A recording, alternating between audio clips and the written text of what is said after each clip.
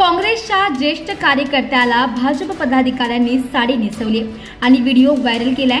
काँग्रेसच्या ज्येष्ठ कार्यकर्त्याने पंतप्रधान नरेंद्र मोदी यांच्याबद्दल समाज माध्यमांवर एक पोस्ट व्हायरल करत स्टेटस ठेवले होते। याचाच राग आल्यानं भाजप पदाधिकारी यांनी त्याला साडी नेसवली।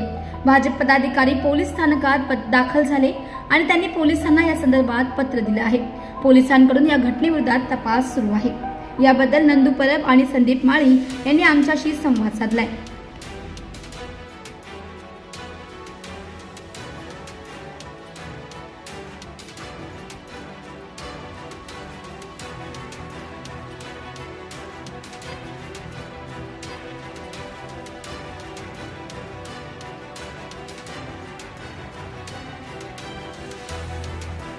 सकरदरा पोलीस स्टेशनच्या हद्दीमध्ये सकाळी एक चेन स्नॅचिंगचा प्रकार झाला होता।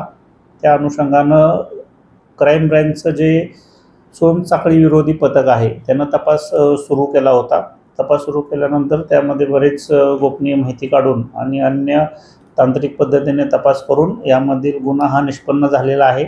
सदरमध्ये जो आरोपी होता त्या आरोपीस अटक करण्यात आलेला आहे। त्यानं वापरलेलं वाहन सुद्धा ताब्यात घेण्यात आलेला आहे। एक आरोपीचा शोध अद्यापपर्यंत सुरू आहे। त्यामध्ये सकरदराच्या गुन्ह्यामध्ये जो गेलेला मुद्देमाल आहे, जी सोनसाखळी आहे, ती सुद्धा जप्त करण्यात आलेली आहे। जवळजवळ 1,90,000 किमतीचा मुद्देमाल जप्त आहे। गुन्ह्यामध्ये ज्यावेळेला पुढे तपास केला त्यावेळेला अजून 2 गुन्हे त्याच्याकडं त्याने केल्याचं निष्पन्न झालेलं आहे, बजाजनगर आणि सोनेगावच्या हद्दीमधले। आणि पुढील तपास आता सकरदरा पोलीस स्टेशन येथे पुढील तपास करण्यासाठी तिकडे हँडओव्हर करण्यात आलेला आहे। त्याच्याकडून अन्य सुद्धा गुन्हे उघडकीस येण्याची शक्यता आहे। त्यामध्ये एकूण आतापर्यंत 3 गुन्हे त्या आरोपीने केल्याचं निष्पन्न झालेलं आहे। 3 गुन्हे उघडकीस आलेले आहेत। त्याच्यामध्ये एकूण 2 आरोपी होते।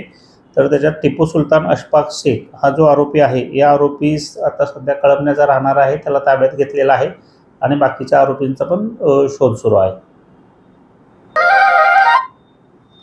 ही संपूर्ण जी कामगिरी आहे ती गुन्हे शाखेचं जे सोनसाखळी विरोधी पथक आहे त्या पथकानं केलेले आहे। याच्यामध्ये सध्या इन्चार्ज API नितीन चुलपार आहेत आणि त्यांची संपूर्ण टीम, जी गुन्हे शाखेची टीम आहे, त्यांनी सर्वांनी ही कामगिरी केलेली आहे।